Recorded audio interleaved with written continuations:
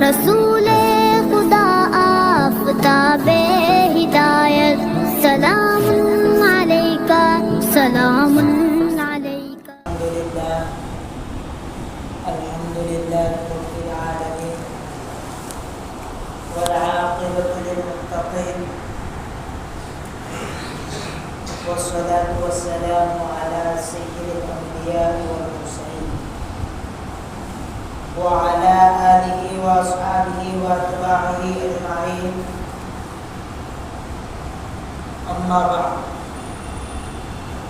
فقد قال الله تبارك وتعالى في كلامه المجيد والفرقان الحميد: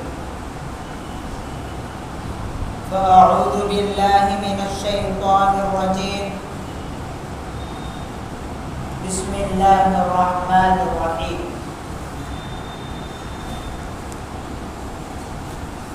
ولو أن أهل القرى آمنوا واتقوا لفتحنا عليهم بركات من السماء والأرض. وقال تعالى في موضع آخر: فإذا قضيتم الصلاة فاذكروا الله وانتشروا في الأرض وابتغوا من فضل الله واذكروا الله كثيرا لعلكم تفلحون. وقال النبي صلى الله عليه وسلم: طلب كسب الحلال فريضة بعد الفريضة، أو كما قال رسول الله صلى الله عليه وسلم.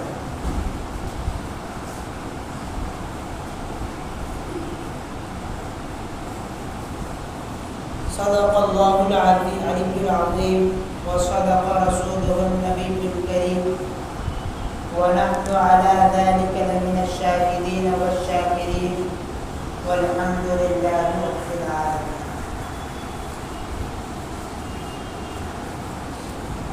ایک مرتبہ جناب رسول اللہ صلی اللہ علیہ وسلم کو درود شریف کا نذرانہ پیش کریں: اللهم صل على محمد وعلى آل محمد كما صليت على إبراهيم وعلى آل إبراهيم إنك حميد مجيد.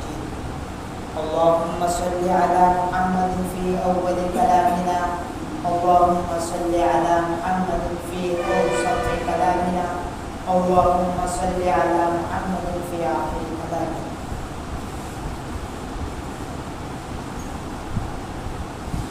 عزیزو، دوستو، اللہ تبارک و تعالیٰ کا بے انتہا احسان ہے، اس کا کرم ہے کہ اللہ تعالیٰ نے مجھے اور آپ کو صحت، تندرستی عطا فرمائی. اللہ تبارک و تعالیٰ کی یہ دو نعمتیں اتنی بڑی نعمت ہیں کہ ہم زندگی بھر اللہ کے سامنے سجدے میں جا کر اللہ کا شکر ادا کرتے رہیں، تب بھی ان دو نعمتوں کا ہم جو ہے مرتے دم تک اللہ کا شکر ادا نہیں کر سکتے. اتنی بڑی نعمتیں ہیں صحت اور تندرستی.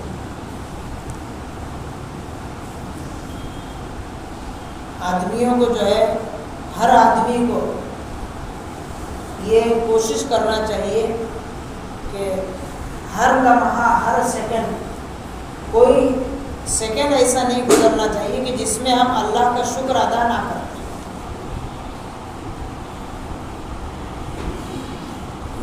دیکھو، آج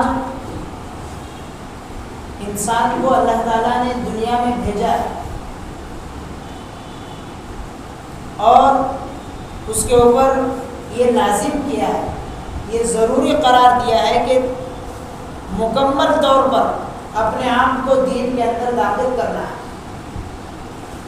اور اس دنیا کی زندگی کے اندر بہت ساری گھاٹیاں آتی ہیں، بہت ساری پریشانیاں آتی ہیں. رزق کے اعتبار سے پریشانیاں آتی ہیں، بیماری کے اعتبار سے پریشانیاں آتی ہیں، جسم کے اعتبار سے پریشانیاں آتی ہیں.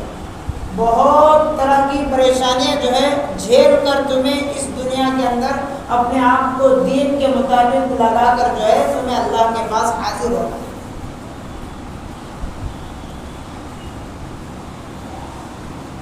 رزق کے اعتبار سے رزق ہمارا کیسا ہونا چاہیے،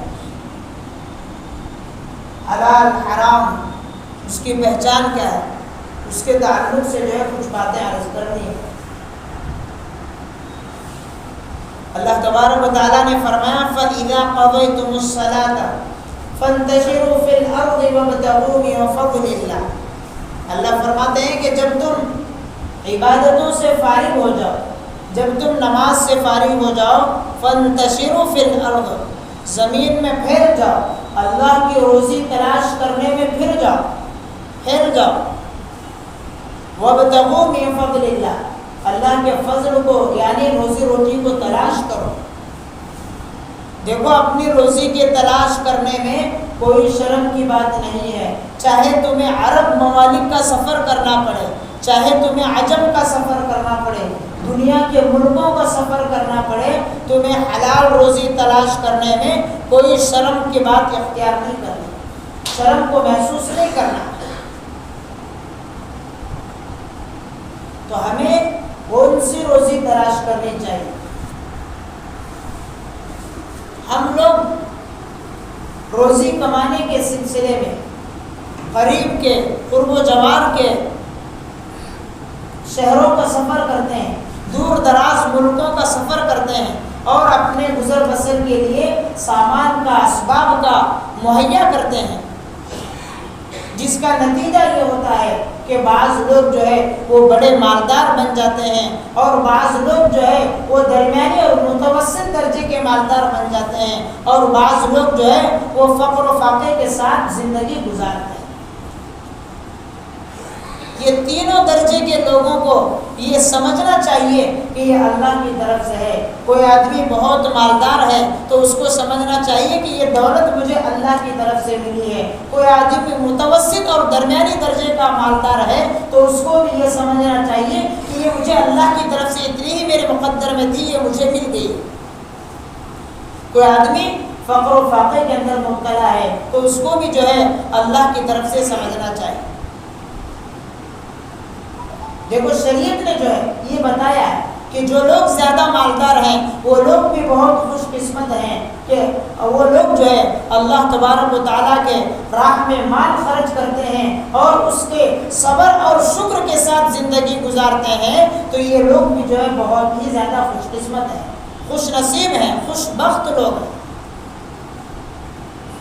دوسرے نمبر پر جن لوگوں کو اللہ تعالیٰ نے متوسط یعنی درمیانی درجے کا مال دیا ہے وہ لوگ بھی جو ہے خوش قسمت ہیں، وہ لوگ بھی خوش نصیب ہیں اور اللہ کے راہ میں دین کے کاموں میں مال کو صرف کرتے ہیں، مال کو خرچ کرتے ہیں۔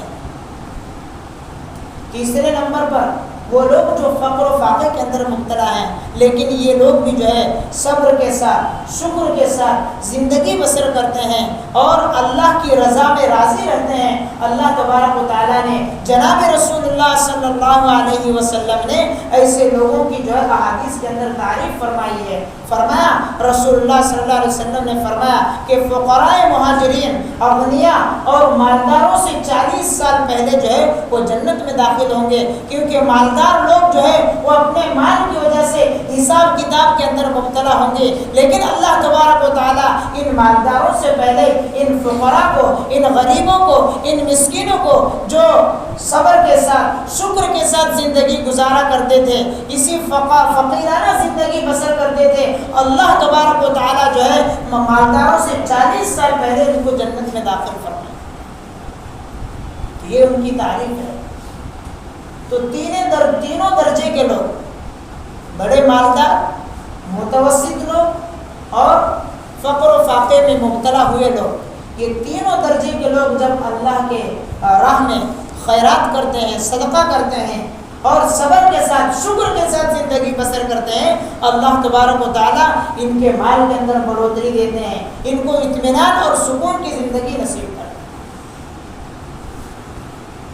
اس حدیث سے معلوم ہوا، ان باتوں سے معلوم ہوا کہ جو آدمی اللہ کی رضا پر راضی رہتا ہے، چاہے اللہ اس کو جس حال میں بھی رکھے، صبر کے ساتھ شکر کے ساتھ زندگی گزارتا ہے، لالچی اور حریص بننے کی کوشش نہیں کرتا ہے، تو وہ آدمی اللہ کے نزدیک بہت پیارا ہے، وہ آدمی اللہ کو بہت پسندیدہ ہے، وہ آدمی اللہ کو بہت محبوب ہے۔ چاہے اللہ اس کو کسی بھی حال میں رکھے، فقر و فاقے کے ساتھ میں رکھے، یا جو ہے مالداری کے ساتھ میں رکھے، یا متوسط درجے کے ساتھ میں رکھے، ہر حال میں اگر کوئی آدمی اللہ کے ساتھ، اللہ کے دیے ہوئے مال پر، چاہے تھوڑا مال ہو چاہے زیادہ ہو، صبر کرتا ہے، شکر کرتا ہے، اللہ تبارک و تعالیٰ کے نزدیک وہ آدمی بہت پسندیدہ ہے، بہت محبوب ہے۔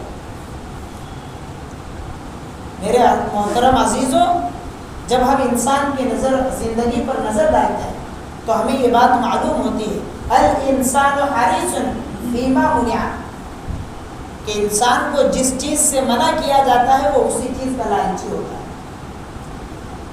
ہمارے معاشرے میں اکثر ایسے لوگ ہیں کہ جو مال کی بہتات پر اپنی جان دے دیتے ہیں، مال کے جمع کرنے پر مر مٹتے ہیں، اپنی عزت اور آبرو کی بازی لگا دیتے ہیں، مال کے جمع کرنے پر حرام اور حلال کی تمیز نہیں رکھتے، مال کے جمع کرنے پر دیانت داری اور امانت داری کو فراموش کر دیتے ہیں، اس کو بھول جاتے ہیں۔ اس کے اندر حواس کیا، عوام کیا، سب لوگ اس کے اندر مبتلا ہو جاتے ہیں۔ اللہ ہم سب کی اس سے حفاظت کرے۔ نہ حلال کی تمیز ہے، نہ حرام کی تمیز ہے، نہ امانت داری کا خیال ہے، نہ دیانت داری کا خیال، کسی بھی چیز کے پرواہ کیے بغیر جو ہے مال کو جمع کرنے کے اندر لگے ہوئے ہیں۔ عزیزوں، یہ بہت بڑی بیماری ہے، اللہ ہم سب کی اس سے حفاظت فرمائے۔ اس لیے کہ کل قیامت کے دن جو ہے اس سے پوچھ ہوگی، اللہ تعالیٰ کے یہاں پکڑ ہوگی، تو نے مال کہاں سے کمایا، کیسے کمایا، کہاں خرچ کیا، ہر چیز کے متعلق پوچھ ہوگی۔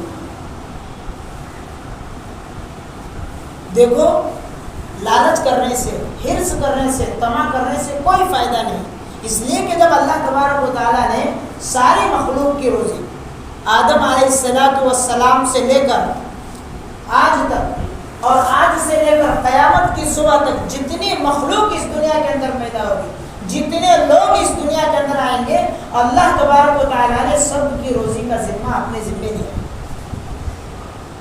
کس کے مقدر میں کتنا ہے، اللہ تعالیٰ جس کے مقدر میں جتنا لکھے ہیں وہ تمام کو پہنچا کر رہے ہیں۔ دنیا کی کوئی بڑی سے بڑی رکاوٹ، دنیا کی کوئی بڑی سے بڑی سپر پاور طاقتور چیز بھی جو ہے ہماری مقدر کی روزی جو ہے وہ نہیں روک سکتی۔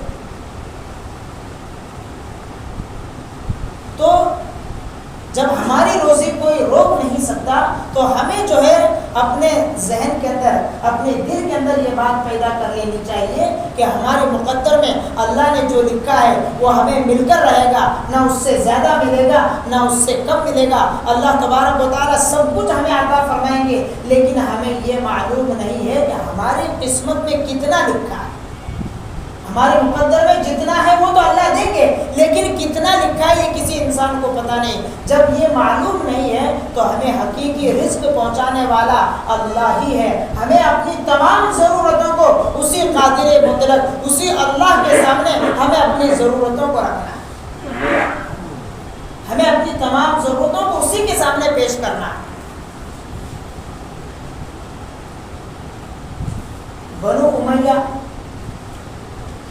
اس کا ایک حاکم جو ہے، ایک بہت ہی بڑے اللہ والے شیخ ابو حازم رحمۃ اللہ علیہ، ان کو خط لکھتا ہے اور کہتا ہے کہ اے ابو حازم، تمہاری جو ضرورتیں ہیں اس خط کے اندر آپ لکھ کر ہمیں روانہ کرو، بھیج دو، ہم تمہاری ہر ضرورت کو پورا کریں گے۔ شیخ ابو حازم رحمۃ اللہ علیہ نے کہا، اس خط کے اندر جواب میں لکھا کہ میں نے اپنی تمام ضرورتیں، میں نے اپنی تمام خواہشیں، میری جتنی ضرورتیں دنیا کی جو وابستہ ہیں وہ تمام ضرورتیں میں نے اس اللہ کے سامنے، اس خالق کے سامنے پیش کی ہے جو تمام جہانوں کو روزی پہنچانے والا ہے۔ جب وہ میری ضرورتوں کو پورا کرتا ہے تو اے حاکم میں خوش ہوتا ہوں، جب وہ میری ضرورتوں کو روک دیتا ہے تو میں صبر کر لیتا ہوں۔ میں اللہ تبارک و تعالیٰ کے سامنے اپنی ضرورتوں کو پیش کر چکا ہوں. مجھے دنیا کے کسی حاکم کے سامنے اپنی ضرورتیں پیش کرنے کی ضرورت نہیں ہے. میری حاجتوں کو پورا کرنے والا وہی ایک اللہ ہے. میری ضرورتوں کو پورا کرنے والا وہی ایک اللہ ہے. میری تمناؤں کو جاننے والا, میرے ارادوں کو جاننے والا, میرے بھید کو جاننے والا, میرے دل کی باتوں کو جاننے والا وہی ایک اللہ ہے. مجھے دنیا کے حاکموں کے سامنے, دنیا کے لوگوں کے سامنے بھیک مانگنے کی ضرورت نہیں ہے. مجھے اپنے تمام خواہشیں جو ہے اسی اللہ کے سامنے پیش کرنا ہے. مجھے دنیا کے لوگوں کے سامنے کوئی ضرورت پیش کرنے کی ضرورت نہیں. جب بنو امیہ کے حاکم نے یہ بات سنی وہ ہکا بکا رہ گئے. تو عزیزو, یہ بات بتانے کا مقصد, یہ بولنے کا مقصد یہ نہیں ہے کہ انسان ہاتھ پر ہاتھ رکھ کے گھر میں بیٹھا ہے, بلکہ روزی روٹی کمانے کی فکر میں لگا رہے, ضرور بھی ضرور کرتا رہے. اس لیے کہ دیکھو حدیث کے اندر آتا ہے روزی کی تلاش کرنا ہر انسان کے لیے فرض ہے. طلب کسب الحلال فریضۃ بعد الفریضہ, ایک عبادت کو ادا کرنے کے بعد روزی روٹی کی تلاش کرنا, حلال کمائی کو طلب کرنا یہ ایک فرض ہے, واجب کا درجہ رکھتا ہے. جہاں تک ممکن ہو سکے ہر انسان کو اپنی جان کی بازی لگا دینا پڑے, جان توڑ دینا پڑے روزی, حلال روزی کمانے کے لیے تو لگانا چاہیے. لیکن اس کا یہ بھی مطلب نہیں ہے کہ ہم اتنا کمانے کے پیچھے پڑ جائیں کہ صرف دنیا ہی دنیا کرتے رہے, آخرت بھول جائیں. بلکہ علماء فرماتے ہیں کہ دنیا کماؤ, خوب کماؤ, اس کے ساتھ میں آخرت بھی کماؤ, خوب کماؤ. دنیا کو آخرت پر ترجیح نہ دو, دنیا کو آخرت پر ترجیح نہ دو. عزیزو, ہمیں معلوم ہونا چاہیے کہ ہم روزی روٹی کے کمانے کے اندر اتنا منہمک نہ ہو, اتنا مشغول نہ ہو کہ ہم احکام شریعت کو بھول جائیں, ہم اللہ کے احکامات کو بھول جائیں, ہم نماز کو بھول جائیں, ہم قرآن کی تلاوت کو بھول جائیں, ہم سنت رسول اللہ کو بھول جائیں, ہم اپنی موت اور اپنی زندگی کے مسائل کو بھول جائیں. ہمیں اتنا مشغول نہیں ہونا. آج کل ہماری زبان پر, ہر آدمی کی زبان پر صرف یہی ایک رٹ ہے, ہر آدمی کے دل اور دماغ کے اندر صرف یہی بات ہے کہ میرا مال, میرا مال, میرا مال. ہم سب کی زبانوں پر, ہماری دماغ کے اندر, ہمارے دل کے اندر, ہمارے سوچ کے اندر صرف یہی ایک چیز بسی ہوئی ہے کہ میرا مال, میں کہاں سے کماؤں, کیسے خرچ کروں, کیا کروں. آج انسان غرور, تکبر اور گھمنڈ کے جال کے اندر پھنسا ہوا ہے. جس طرح انسان پرندوں کا شکار کرتا ہے, جانوروں کا شکار کرتا ہے, اسی طرح دنیا نے ہر انسان کو اپنے جال کے اندر, اپنے پھندے کے اندر خوبصورت انداز میں شکار کر لیا ہے, جس کی وجہ سے آج مالدار بھی دنیا کے اندر پھنسے ہوئے ہیں, غریب بھی دنیا کے اندر پھنسا ہوا ہے, فقیر بھی دنیا کے اندر پھنسا ہوا ہے, عوام بھی دنیا کے اندر پھنسا ہوا ہے, خواص بھی دنیا کے اندر پھنسے ہوئے ہیں. مال کے اندر شریعت نے انسان کا کیا حصہ رکھا ہے, آپ اس کو سنیے. شریعت نے انسان کا صرف حصہ اتنا رکھا ہے مال کے اندر جو اس کے کام آتا ہے. دیکھو مسلم شریف کی ایک حدیث ہے, رسول اللہ صلی اللہ علیہ وسلم فرماتے ہیں کہ بندہ یہ بار بار کہتا رہتا ہے کہ میرا مال ہے, میرا مال ہے. رسول اللہ صلی اللہ علیہ وسلم فرماتے ہیں حالانکہ انسان کا مال صرف 3 چیزوں پر ہے. انسان کا مال کتنے ہے؟ صرف 3 چیزوں پر منحصر ہے. سب سے پہلا مال انسان کا, انسان کا سب سے پہلا مال وہ ہے جو اس نے کھایا اور کھا کر ختم کر دیا, یہ انسان کا مال ہے. دوسرے نمبر پر انسان نے جو پہن لیا, پہن کر اس کو پرانا اور بوسیدہ کر دیا, یہ دنیا کے 2 مال ہے جو دنیا ہی میں ختم ہو جاتے ہیں. تیسرا مال رسول اللہ صلی اللہ علیہ وسلم فرماتے ہیں کہ انسان کا تیسرا مال وہ ہے جو اس نے اللہ کی راہ میں خدا کی رضا کے لیے آخرت میں ذخیرے کے طور پر بھیج دیا. اللہ کے رسول فرماتے ہیں کہ یہی وہ تیسرا مال ہے جو انسان کو آخرت میں کام آنے والا ہے, جو ہمیشہ باقی رہنے والا ہے, اس کا نفع ہمیشہ باقی رہنے والا ہے. یہی وہ مال ہے تیسرے نمبر کا جو حشر کے میدان میں, پل صراط کے میدان میں ہمیں جہنم سے بچانے کے بعد, جہنم سے بچانے کے لیے اور اللہ کے سامنے ہمیں راضی کرنے کے لیے, ہمیں خوش کرنے کے لیے یہی تیسرے نمبر کا مال کام آنے جو ہم نے دنیا کے اندر اللہ کی راہ میں خرچ کیا, کسی غریب کو دیا, کسی مسکین کو دیا, کسی بیوہ کو دیا, کسی ضرورت مند کو دیا, یا تو کسی آدمی کی ضرورت کو پورا کیا, یا کسی مدرسے کے اندر دیا, تو یہی تیسرے نمبر کا مال ہے جو ہمیں آخرت میں کام آنے والا.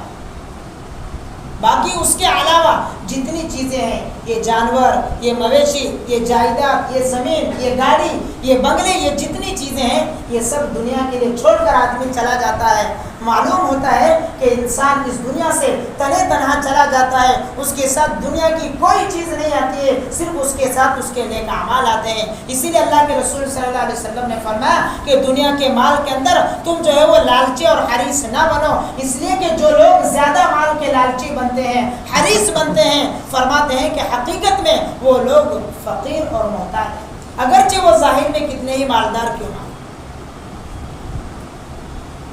اسی لیے علماء فرماتے ہیں کہ روزی کمانے کی اتنی فکر نہ کرنا چاہیے جتنی کہ آج کل ہم کر رہے ہیں, اس لیے کہ اللہ تعالیٰ نے ہمارے مقدر کے اندر تو لکھ دیا ہے. حضرت ابو درداء رضی اللہ تعالیٰ عنہ کی روایت یہاں پر بیان کی جاتی ہے, رسول اللہ صلی اللہ علیہ وسلم نے فرمایا کہ اس بات کے اندر کوئی شک اور شبہ نہیں ہے, شک اور شبہ کرنے کی گنجائش نہیں ہے. دیکھو رزق بندے کو ایسے تلاش کرتا ہے جیسے کہ موت انسان کو تلاش کرتا ہے. اس کا مطلب یہ ہے کہ رزق کا پہنچنا بھی ضروری ہے, موت کا آنا بھی ضروری ہے. آدمی کہیں پر بھی ہو, موت اس کے پاس ہر صورت میں آ کر رہتی ہے. اللہ کے رسول بھی یہی فرماتے ہیں, روزی کا معاملہ بھی یہی ہے کہ اس کے مقدر میں جو لکھ دیا گیا ہے وہ اس کو ضرور پہنچ کر رہے گا. اس کا مطلب یہ بھی نہیں ہے جب مقدر میں لکھ دیا گیا ہے تو ہمیں محنت کرنے کی کیا ضرورت ہے, یہ ہمارے دل کے اندر خیال آتا ہے. علماء فرماتے ہیں کہ ایسا نہیں ہے, جب مقدر میں لکھ دیا ہے تو ہمیں کوشش کرنے کی ضرورت نہیں, ایسا نہیں ہے, بلکہ ہمیں روزی کی تلاش میں رہنا چاہیے, روزی کو ڈھونڈنا چاہیے.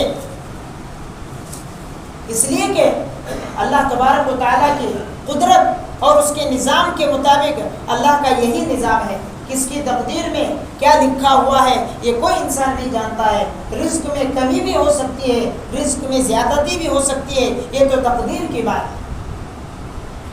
ہر انسان کو جو ہے رزق حاصل کرنے کا صحیح راستہ اور صحیح طریقہ معلوم کرنا چاہیے. علماء نے یہ بتلایا ہے کہ انسان کو سب سے پہلے اپنے اللہ پر, اپنے خدا پر, اپنے مالک الملک کے اوپر جو ہے وہ اعتماد کرنا چاہیے, توکل کرنا چاہیے, بھروسہ کرنا چاہیے. اس کے بعد جو ہے یہ پختہ یقین پیدا کریں کہ رزق کا ضامن جو ہے وہ اللہ تعالیٰ ہے, رزق کو پہنچانے والا وہ اللہ تبارک و تعالیٰ ہے. اس کے بعد انسان کو جو ہے وہ رزق کے حاصل کرنے میں آدمی جتنا کوشش کرتا ہے, حدیث کے اندر آتا ہے کہ جو آدمی اپنے بال بچوں کو, اپنے اولاد کو, اپنے بیوی بچوں کے خرچ کرنے کے اندر اس کا جو وقت لگتا ہے, اللہ کے رسول فرماتے ہیں کہ اس کا یہ وقت عبادت میں شمار کیا ہے. صرف نماز پڑھنے پر جو وقت دیتے ہیں وہ عبادت نہیں, ایسا نہیں ہے, بلکہ آدمی حلال روزی کمانے کے لیے جو محنت کرتا ہے, جو کوشش کرتا ہے, وہ وقت بھی جو ہے اس کا عبادت میں شمار کیا جاتا ہے. اس لیے آدمی کو حلال مال طلب کرنے کی کوشش کرنا چاہیے. حلال مال اور رزق حلال جس کو کہتے ہیں اس کے تلاش میں, اس کی جستجو میں لگے رہنا چاہیے. دیکھو حج کا مبارک موقع ہے, صحابہ کے دلوں کے اندر یہ بات آ گئی کہ حج کی بہترین عبادت ہے. حج کے دوران جو ہے ہم تجارت کیسے کر سکتے ہیں, ہم مال کمانا جو ہے یہ حج کے عبادت کے دوران جو ہے اچھی چیز نہیں ہے. ان کے دلوں کے اندر یہ بات پیدا ہو گئی. فوراً اللہ تبارک و تعالیٰ نے آیت اتاری, لیس علیکم جناح ان تبتغوا فضلا من ربکم, کہ دیکھو تمہارے اوپر جو ہے اللہ کی روزی کو تلاش کرنا یہ کوئی گناہ کی بات نہیں ہے. اللہ تبارک و تعالیٰ ہر موقع پر ہر بندے کو خوشحال دیکھنا چاہتے ہیں, اور اللہ تعالیٰ سے جو ہے بار بار دعا کرنا چاہیے کہ اللہ جو ہے ہمیں دونوں جہاں میں خوشحال زندگی عطا فرمائے. عزیزو, ہر مسلمان کو یہ ضروری ہے کہ وہ کمانے میں, کھانے میں اور اپنی زندگی کے گزر بسر کرنے میں خوب محنت کرے, خوب محنت کرے. حلال روزی کے حاصل کرنے میں جو ہے وہ غفلت اور سستی کو کبھی نہ برتے اور اپنے کام کے اندر خوب چاق اور چوبند رہے. البتہ اس بات کو یاد رکھے کہ اپنے احکم الحاکمین کو، اپنے رب ذوالجلال کو، اپنے اللہ کو کبھی نہ بھولے.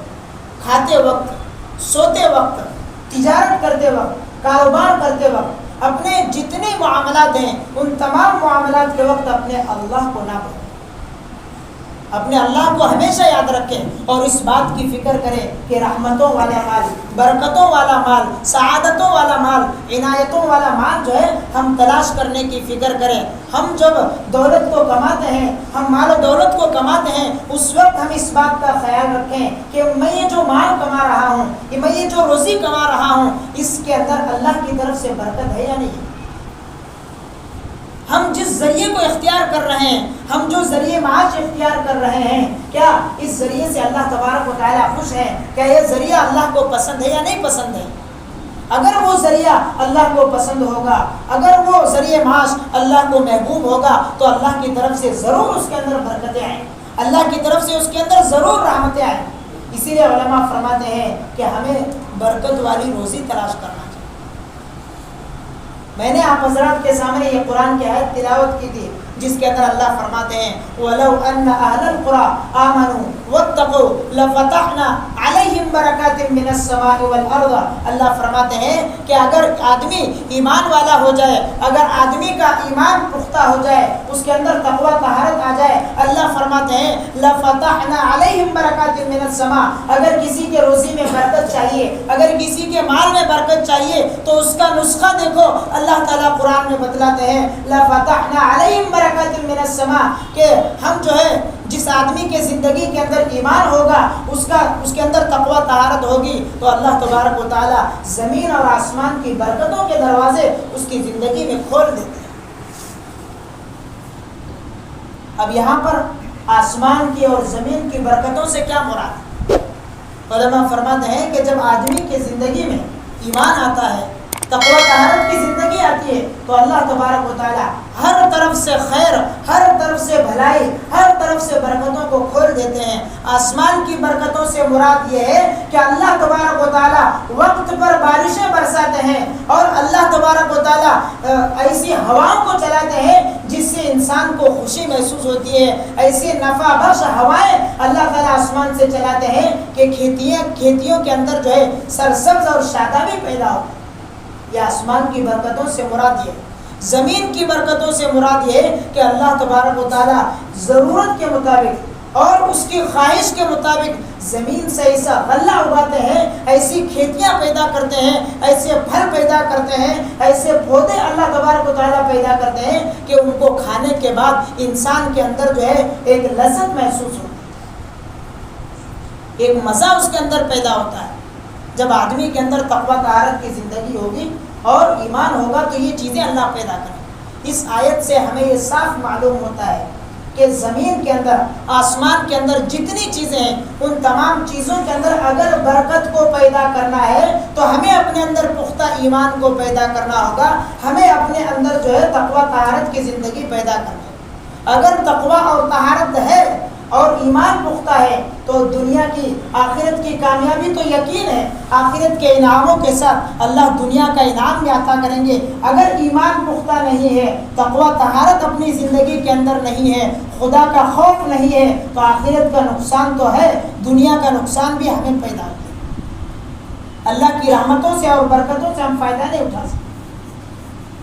عزیزوں، ہم دنیا کے حالات پر آج اگر غور کریں گے تو آج کے دن یہ بات ہمارے سامنے حقیقت بن کر آ جائے گی کہ دیکھو آج کل جو زمین کی پیداوار پہلے کی نسبت سے بہت زیادہ ہے.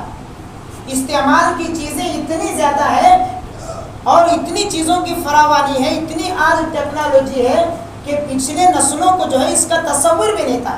ہمارے اسلاف اور ہمارے اکابرین کو جو ہے اس کا تصور بھی نہیں تھا. آج کل اتنی ٹیکنالوجی ہے. عزیزوں، آپ اس بات پر غور کرو، اتنی چیزیں ہونے کے باوجود، اتنی ٹیکنالوجی ہونے کے باوجود، یہ سب استعمال کی چیزیں ہونے کے باوجود، اتنی راحت کی چیزیں ہونے کے باوجود، اتنے آرام کی چیزیں ہونے کے باوجود آج انسان اتنا پریشان کیوں ہے؟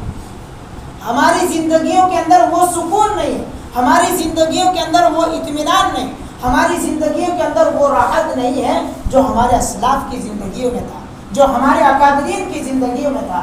ان کی زندگیوں کے اندر جو ہے ان کے زمانے میں اتنی ٹیکنالوجی کی چیزیں نہیں، اتنا سامان استعمال کرنے کا نہیں تھا، پھر بھی ان کو جو ہے راحت اور اطمینان اور سکون حاصل تھا۔ آج کل اتنا سب کچھ ہونے کے باوجود سکون کیوں نہیں؟ ہماری زندگیوں سے راحت، اطمینان اور سکون جو ہے وہ اٹھ چکا ہے، وہ ختم ہو چکا ہے۔ اس کی وجہ کیا ہے؟ اگر ہم اس بات پر غور کریں گے تو ہمیں یہ بات معلوم ہوگی، اس کی وجہ یہی ہے کہ آج ہماری زندگیوں سے ایمان پختہ جو ہے وہ نکل چکا ہے، ہمارا یقین کمزور ہو گیا، ایمان کمزور ہو گیا، تقوی طہارت کی زندگی نہیں رہی، ہماری زندگیوں میں خدا کا خوف نہیں رہا، ہماری زندگیوں میں نمازوں کی پابندی نہیں رہی، ہماری زندگیوں کے اندر قرآن کی تلاوت نہیں رہی۔ ہم صرف دنیا کمانے کے اندر لگ گئے، نہ حلال کی تمیز نہ حرام کی تمیز۔ ہم جو ایک دوسرے کا حق کھانے میں لگ گئے، ایک دوسرے کے حق کو دبانے میں لگ گئے، تو ہمیں کہاں سے سکون ملے گا؟ ہم دوسروں کے سکون کو چھین کر اپنی زندگی کے اندر سکون پیدا کرنا چاہتے ہیں تو کہاں سے ہوگا؟ تو اسی لیے اللہ تبارک و تعالیٰ نے فرمایا کہ اگر تم جو آسمان اور زمین کی برکتوں کو حاصل کرنا چاہتے ہو، آسمان کی رحمتوں کو حاصل کرنا چاہتے ہو، تو سب سے پہلے اپنی زندگی کے اندر تقویٰ پیدا کرو، اپنی زندگی کے اندر طہارت کو پیدا کرو۔ آج میرے دوستو، بارشیں جو ہے وہ وقت پر نہیں برس رہی، بغیر موسم کے بارشوں کو برسنا یہ اللہ کی طرف سے ایک عذاب ہے۔ ایک چیز ہے جب ضرورت کے موقع پر وہ چیز ہوتی ہے تو اس کا فائدہ زیادہ ہوتا ہے، کوئی چیز بغیر ضرورت کے بغیر موسم کی ہوتی ہے تو اس کا فائدہ نہیں ہوتا ہے۔ اسی طریقے سے بارش جب ضرورت کے موقع پر ہو تو اس کا بہت فائدہ ہوتا ہے۔ آج بارش جب بغیر ضرورت کے ہوتی ہے، بغیر موسم کے ہوتی ہے، بغیر موقع پر ہوتی ہے تو وہ بارش جو ہے ہمارے لیے رحمت نہیں ہوتی ہے بلکہ ہمارے لیے عذاب ثابت ہوتی ہے۔ آج زمین کے اندر جو ہے پانی ایک دم نیچے اترتا جا رہا ہے، جس کی وجہ سے کنویں سوکھتے جا رہے ہیں، کھیتوں کے باغات جو ہے وہ برباد ہو رہے ہیں، آسمان سے آندھی آتی ہے یا طوفان آتا ہے جس کی وجہ سے باغات برباد ہوتے ہیں، فصلیں برباد ہوتے ہیں، تباہیاں پیدا ہو رہی ہے۔ عزیزوں، آج کل اتنی بیماریاں پیدا ہو گئی، اتنی نئی بیماریاں پیدا ہو گئی، ہمارے اسلاف نے ان بیماریوں کا نام بھی نہیں سنا۔ کینسر کی بیماری کیسی بیماری ہے؟ اللہ تبارک و تعالیٰ اس سے حفاظت فرمائے۔ اسی لیے فرماتے ہیں کہ جب آدمی کو صحت مندی حاصل ہوتی ہے تو اس کی قدر کرنا چاہیے۔ اللہ تبارک و تعالیٰ جو ہے ہمارے گناہوں کی نحوست سے، ہمارے بدعمالیوں سے جو ہے آج چیزوں کے اندر سے برکتوں کو اٹھا لیا۔ آدمی کی صحت جو ہے وہ برابر نہیں رہی، عجیب قسم کی بیماریاں اور وبائیں آج دنیا کے اندر پھیل رہی ہیں۔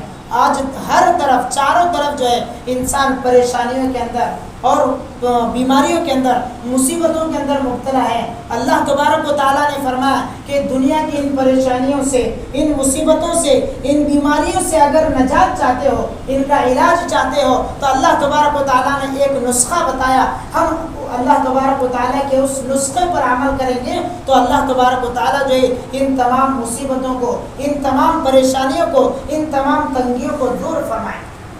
اللہ تعالیٰ نے وہ نسخہ یہ بتلا، لَفَتَحْنَا عَلَيْهِمْ بَرَكَاتٍ مِّنَ السَّمَاءِ وَلَوْ أَنَّ أَهْلَ الْقُرَىٰ آمَنُوا وَاتَّقَوْا، کہ دو چیزوں اپنی زندگی میں پیدا کرو۔ ایک اپنی زندگی کے اندر پختہ ایمان پیدا کرو، اور دوسری چیز اپنی زندگی میں جو ہے تقویٰ اور طہارت کو پیدا کرو۔